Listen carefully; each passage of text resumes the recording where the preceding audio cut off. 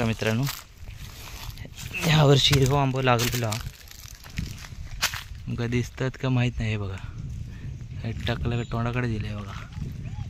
हे छोटे छोटे झाडाक हे आंबे लागतात असे.